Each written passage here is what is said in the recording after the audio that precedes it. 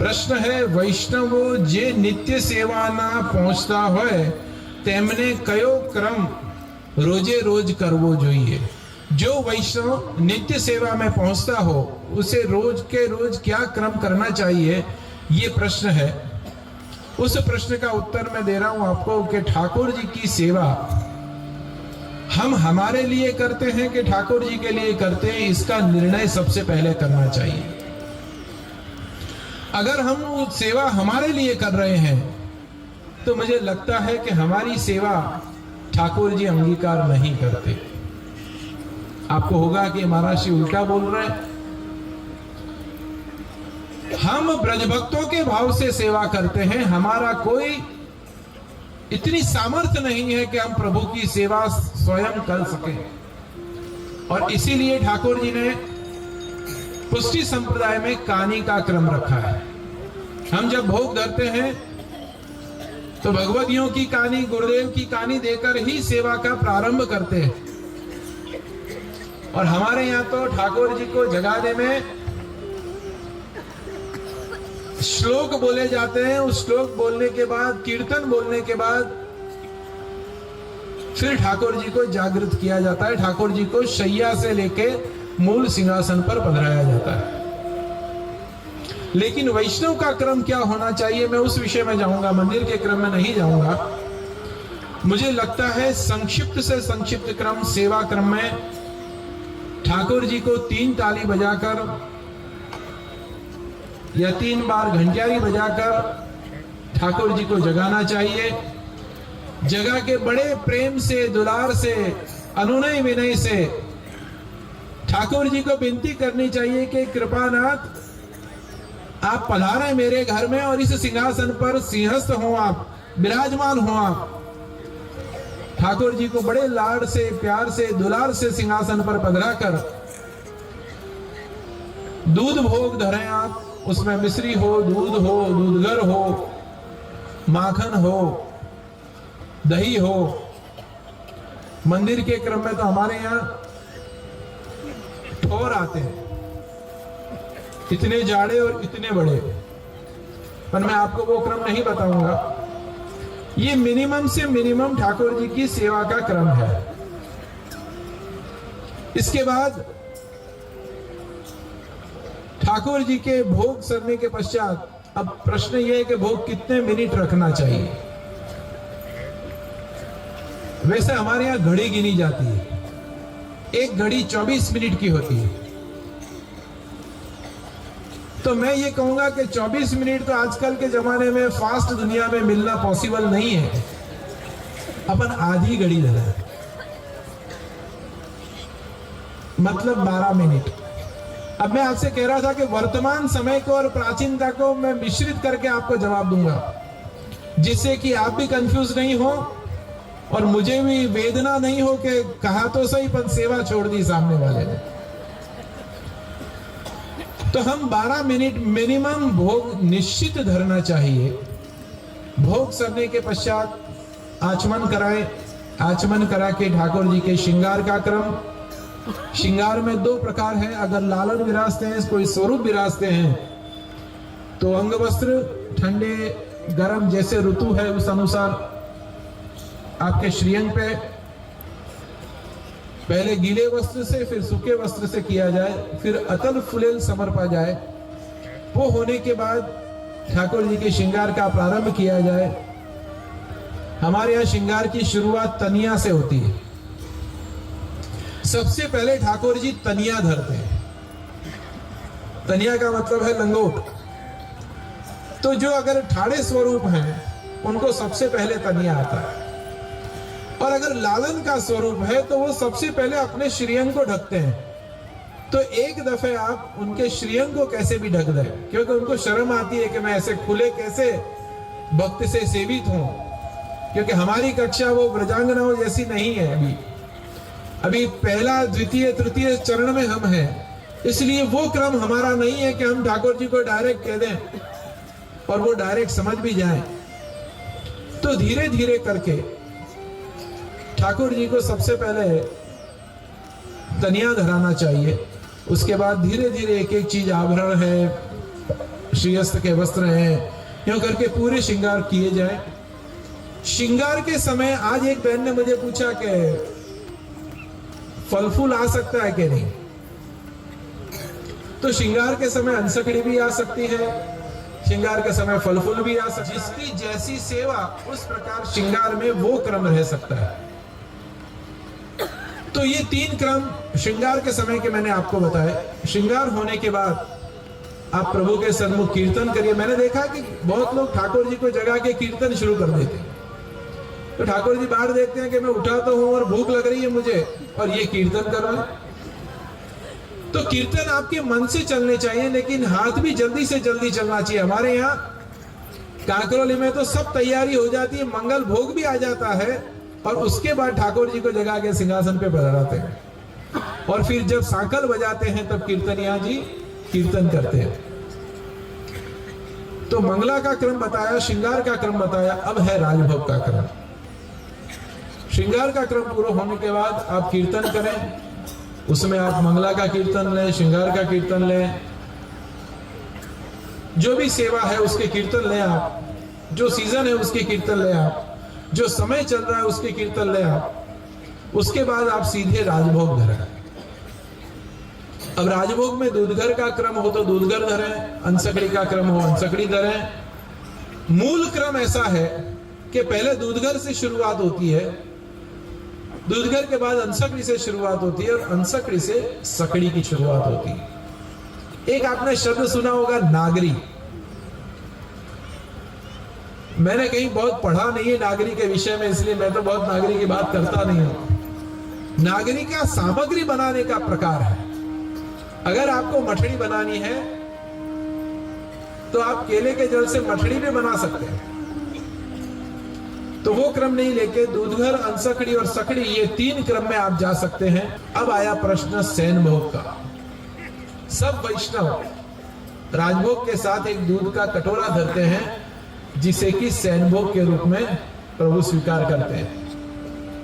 लेकिन वहां मैं ये जरूर कहूंगा आपको कि आपको निवेदन करना है कि समय के अनुसार, देशकाल परिस्थिति में समय नहीं मिलने के कारण ये सैन भोग भी मैं राजभोग में आपको पधरा रहा हूं। आप कृपा करके इसे मंगला से शयन पर्यंत की अष्टयाम सेवा आप इसे स्वीकार करें।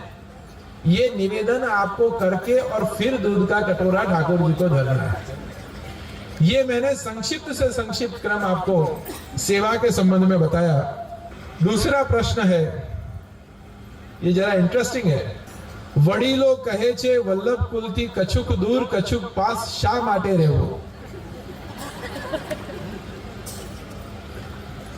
ये वल्लभ कुल के लिए प्रश्न है कि उनसे थोड़ा दूर थोड़ा पास क्यों रहा जाता है। अभी आपने सुना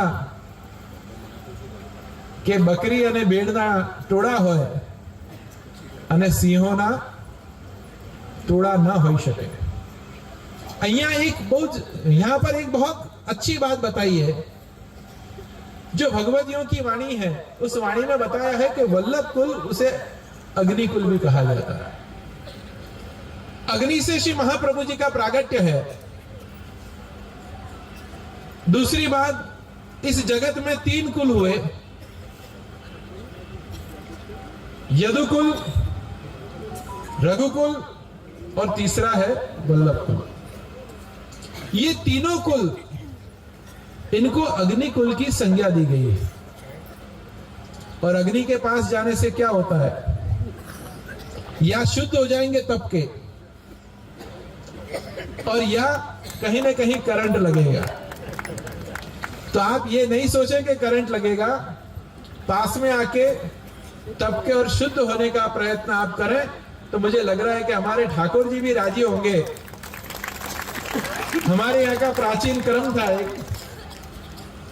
कि तांबा पीतल के बासन में कलई नहीं की जाती थी। कलई तो आप समझ रहे होंगे शायद। तो तांबा पीतल के बासन में कलई नहीं की जाती थी, उसे रोज तपाया जाता था, और तपाने से वो पात्र शुद्ध हो जाता था। इसलिए उसे प्रभु अंगीकार करते थे।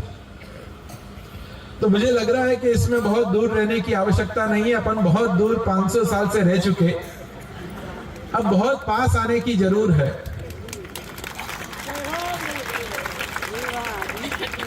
एक उर्दू के शायर ने कहा है कि देर लगी आने में तुमको, शुक्र है फिर भी आए तो। बहुत देर हो चुकी दूर रहने से, अब आप पास जरूर आइएगा, क्योंकि अब समय बदल चुका है, परिस्थितियां बदल चुकी हैं। तो आप निश्चित वल्लभ कुल के पास आके उनसे जाने, उनसे समझे, उनके आशीर्वाद प्राप्त करने मात्र से जीवन आपका सफल होगा, ये मैं निश्चित रूप से कह सकता हूं। વ્રજ યાત્રામાં પ્રભુજીનું ચિંતન થતું નથી, પણ આજુબાજુ વાળાની અનિચ્છાએ નિંદા જ કરી રહ્યા છીએ, આવું કેમ લાગે છે? भैया इसमें तो मैं एक ही जवाब दूंगा, अगासुर, बगासुर, जितने भी सुर हुए वो सब इसी भूमि पर हुए। अब आपको किनके संग रहना है, ये निर्णय आपको करना है।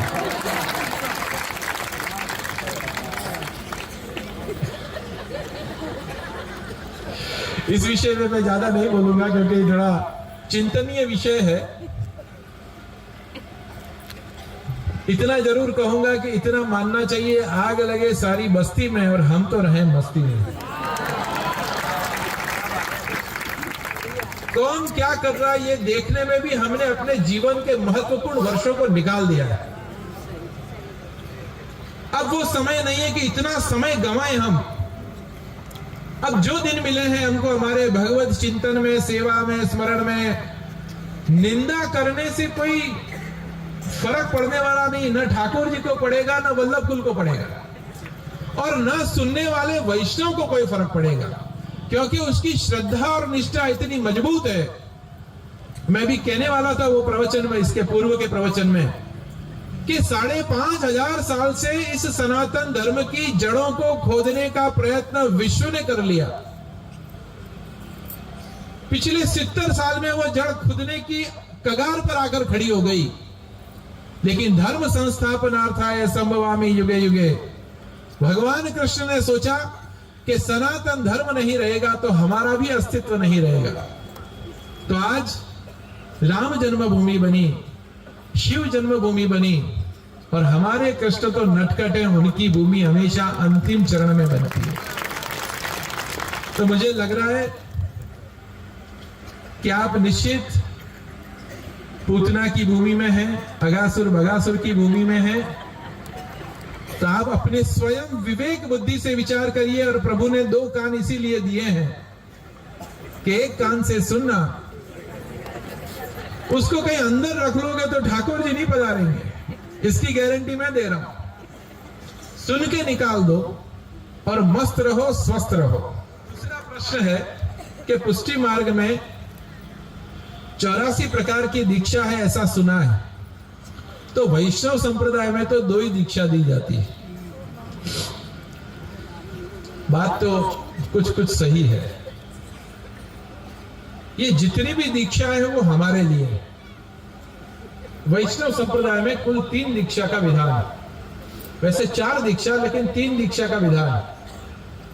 सबसे पहले अष्टाक्षर की दीक्षा है, उसके बाद पंचाक्षर की दीक्षा है, और गुरु ये निर्णय करता है कि इसे गोपाल मंत्र की दीक्षा देनी या नहीं देनी। भक्त की इच्छा पे वो दीक्षा नहीं दी जाती, वो गुरु की इच्छा से वो दीक्षा दी जाती है। वो तीसरी दीक्षा है। और चौथी दीक्षा है नरसिंह दीक्षा। तो जो पितृचरण ने एक दिन मुझे सुबह कहा, ये बात होगी 7:30 बजे की, कि इसका नंबर है तेरे पास? मैंने कहा है। कि उसको कहे कि 3 दिन उपवास करे और चौथे दिन आ जाए, उसे मुझे नरसिंह मंत्र की दीक्षा देनी। अब जिसको नरसिंह मंत्र लेना है उसको पता ही नहीं है कि मुझे नरसिंह मंत्र मिलने वाला है। गुरु कृपा का ये परिणाम के सामने से उसे बुलाकर और नरसिंह मंत्र की दीक्षा दी। दूसरी बात भी इसके संग लगी हुई तो कह दूंगा, क्योंकि बात निकली तो दूर तलक जाएगी। यहां बहुत लोग हैं जिन्होंने 84,252 वैष्णव की वार्ताओं का अध्ययन किया है। उसमें एक अजगर और चेंटी वाली बात भी आई है। तो मुझे तो अजगर बनना नहीं है, और मैं चाहूंगा कि आप भी चींटी मत बनिए। वहां गुरु शिष्य का जो संबंध है उसकी बात वहां समझाई है। वो ना अजरगर है ना चींटी है वहां, पर गुरु शिष्य का जो संबंध है, आप ब्रह्म संबंध लेके आपके घर चले गए और मैं ब्रह्म संबंध लेके मेरे घर चला गया। हम घर जरूर चले गए, लेकिन हमारा संबंध विच्छेद इस जन्म में और उस जन्म में कभी भी विच्छेद नहीं हो सकता। अब जो प्रश्न था कि वल्लभ कुल से दूर रहना चाहिए, उसका भी जवाब संग में इसमें साथ दे रहा हूं। अगर मैं पहचानता ही नहीं हूं कि ये दिनेश भाई पटेल है, जब लौकिक में ही मैं दिनेश भाई पटेल को नहीं पहचानता हूं, तो जब अलौकिक में वो जाएंगे तो मैं दिनेश भाई पटेल को कैसे पहचानूंगा? इसलिए पास रहना और पास आना जरूरी। संप्रदाय में दिए जाते हैं, दो भक्त की इच्छा से और दो गुरुदेव की इच्छा से दिए जाते हैं।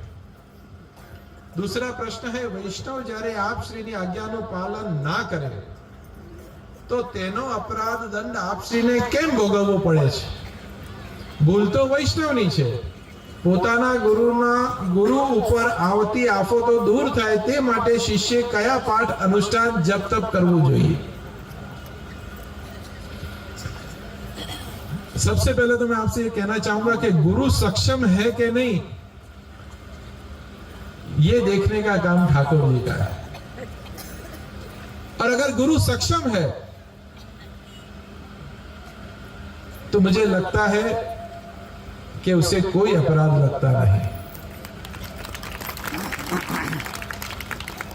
उर्दू का शायर है कि मियां बीबी राजी।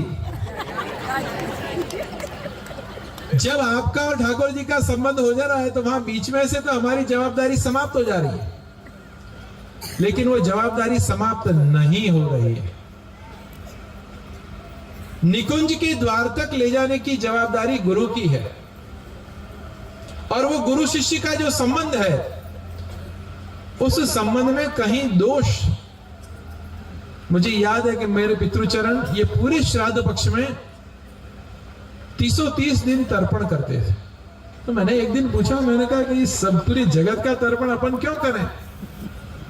तो उन्होंने बहुत बढ़िया जवाब दिया कि शिष्य अपना है, उसने पिता तुल्य मुझे माना है, तो मेरी भी जवाबदारी बनती है कि उसके इस जीवन को और उस जीवन को सुधारने का मैं प्रयत्न करूं। तो गुरु दीक्षा देके नहीं छूट सकता और आप दीक्षा लेके नहीं छूट सकते। ये अन्योन्याश्रित संबंध बनता है और ये पीढ़ियों तक ये संबंध चलता है, और जब ये संबंध विच्छेद होता है तो वहां से पितृदोषों की शुरुआत होती है। गोपाल दास जी इसीलिए कह रहे हैं कि नहीं प्रवेश विधि हर नोरे, आगे का शब्द मैं नहीं बोलूंगा, पर गोपाल दास जी इसीलिए कह रहे हैं कि जहां विधि का प्रवेश नहीं है, महाप्रभु जी ने आपको दीक्षा देके वहां प्रवेश करवाया। बंबई में एक ने मुझसे प्रश्न किया कि બધા જ संप्रदायમાં सर्वश्रेष्ठ संप्रदाय कयो? तो मैंने उनसे कहा कि आपको डालियों में लटकना है, सिर्फ केरी खानी है, कि अपने जीवन को कृतार्थ करके भव भव के रोगों से, भव भव की झंझटों से मुक्त होना, ये निर्णय पहले आप करिए। अगर डालियों में लटकना है तो 25-25, 50-50, 100-100 साल की बहुत डालियां लटक रही हैं, आप उसमें लटूम जाइए। वो आपको खाना भी दे देंगे, आपको रहना भी दे देंगे, आपको घुमा भी देंगे, आपको फिरा भी देंगे, सब कुछ कर लेंगे। लेकिन अगर डालियों में नहीं लटक कर आपके जन्म को सफल करना है तो मूल को पकड़िए, थड़ को पकड़िए। तो महाप्रभु जी ने आपको कोई सामान्य चीज नहीं पकड़ाई है, आपको थड़ पकड़ाया है। वो महान वृक्ष के थड़ में आप जमे हुए हो, और इसीलिए कहा है कि चिंता कापी न कार्य। महाप्रभु जी ने चिंता नहीं करने का आदेश इसीलिए दिया है कि तुमने जिसको हाथ पकड़वाया है वो कमजोर नहीं है, लेकिन हाथ पकड़ना अपन को आना चाहिए। मोदी जी ने अमेरिका के राष्ट्रपति से जब हाथ मिलाया गर्मजोशी से, तो थोड़ी देर तक वो भी क्यों? इतने गर्म जोशी से हाथ मिलाया कि उनके हाथ में बाइटे आने लग गए। तो कहने का तात्पर्य है कि हाथ हम पकड़ा रहे, लेकिन हमारी मजबूती कितनी है उस हाथ पकड़ने में, ठाकुर जी इस चीज को जरूर देखते हैं। गुरु को दोष नहीं लगता अगर गुरु सामर्थ्यवान है तो, और अगर दोष लगता है तो ठाकुर जी और गुरु अपने आप समझ लेंगे। अब जहां तक शिष्य का प्रश्न है कि गुरु तकलीफ में है तो शिष्य को क्या करना चाहिए, तो मैं तो आपको एक बहुत अच्छी बात कहूंगा, 11 पाठ यमुनाष्टक के और 11 पाठ सर्वोत्तम जी के आप अपने गुरु के लिए कीजिए। मुझे लगता है उससे ही सब कार्य सफल हो जाएंगे। ये फिर एक प्रश्न आया है कि मुखरता दोष कैसे बनता है। इस पे बहुत कुछ कह चुका हूं तो बहुत संक्षिप्त में कहूंगा। महाप्रभु जी ने शब्द ब्रह्म को माना है। अब आज मैं बोल रहा हूं वो इस ब्रह्मांड के अंदर घूम रहा है, तो शब्द ब्रह्म जो है वो शब्द ब्रह्म के द्वारा हम अपनी बोली हुई चीज को वापस रिवर्स लेते हैं, और जब वो रिवर्स आती है तो कहीं ना कहीं हमें डैमेज कर जाती है। अब वो आर्थिक डैमेज हो, वैचारिक डैमेज हो, पारिवारिक डैमेज हो, कहीं ना कहीं वो डैमेज करके चली जाती है। तो ऐसी परिस्थिति में मुखरता दोष, उसे श्री गुसाई जी ने, श्री गोपीनाथ जी ने, श्री हरि राय जी ने जघन्य अपराध में माना है। जो 10 महा अपराध है उसमें का एक अपराध है वो मुखरता दोष। मुझे लग रहा है कि हम मान लो कि मेरी और भट्ट जी की नहीं बनी तो हमको झगड़ने से आवश्यकता नहीं, भट्ट जी के घर जा, मैं मेरे घर चला जाऊं। बोल के बिगाड़ने से सबकॉन्शियस माइंड जो हमारा है, गुजराती में छोटा मगज और बड़ा मगज कहते हैं, तो जब सबकॉन्शियस माइंड है उसमें बारंबार एक एक चीज जाने से वो चीज प्रत्यक्ष में परिणित होने लगती है और वो हम व्यक्तियों को सबसे ज्यादा नुकसान पहुंचाती है। इसलिए मुझे लग रहा है कि हमें मुखरता दोष की तरफ नहीं जाना चाहिए। पुनः वही बात कहूंगा कि कान 2 हैं, एक कान से सुनना चाहिए और दूसरे कान से निकाल देना चाहिए। भविष्य में प्रत्येक वैष्णव का क्या कर्तव्य होगा, मुझे लगता है कि छेले दिन में सबको बांधने वाला था, पर अब लग रहा है कि यही बांध लो। बढ़िया मौका मिला है मुझे भी बांधने का। हम यात्रा से कोई एक चीज ऐसी लेके जाएं जो हमारी आगे की पीढ़ी भी देख सके, या तिलक लगाएं या सेवा में धोती अंगर की पहने। कोई भी एक नियम लेके आप अवश्य जाएं। आज मुझे एक बहन ने पूछा कि तिलक बहनों केम नहीं लगाड़ी सकती। मैंने कहा कि बहनों तिलकनी जगह मांग भरे छे। मांगपन आकाश तत्व की शुद्धि करती है और तिलक भी आकाश तत्व की शुद्धि करता है। तो कुछ ऐसे नियम यहां से लेके जाएं। मेरा आग्रह है कि आप तिलक का आग्रह रखें, क्योंकि गुजरात में ऐसा हो गया है कि तिलक लगाया तो वो जय स्वामीनारायण ही करेगा, जय श्री कृष्ण नहीं करेगा। तो मुझे भी कभी कभी शर्म आती है, जब प्लेन में जाता हूं तो जय स्वामीनारायण करता है तो मैं मुंडी तो हिला देता हूं और मैं जवाब नहीं देता हूं। हालांकि भगवान है सब, उसका कोई मेरा विरोध नहीं है, लेकिन हम अपना क्यों छोड़ें। तो इस यात्रा के बाद क्या करना चाहिए ये प्रश्न है। तो मैं तो आप सभी से यही कहना चाहूंगा कि एक चीज को पकड़ के आप जाइए यहाँ से, जिससे कि आपके बच्चों को भी लगे कि अरे पप्पा तो तिलक लगाते थे, पप्पा तो धोती बंडी पहनते थे। ये बात उनके दिल, दिमाग और मस्तिष्क में निश्चित रूप से बैठनी चाहिए।